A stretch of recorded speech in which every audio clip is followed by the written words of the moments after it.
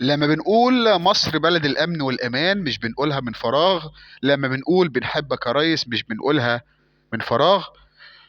الرئيس عبد الفتاح السيسي والرئيس الفرنسي ماكرون في جولة حرة وسط الناس بالإسكندرية، عروس البحر المتوسط.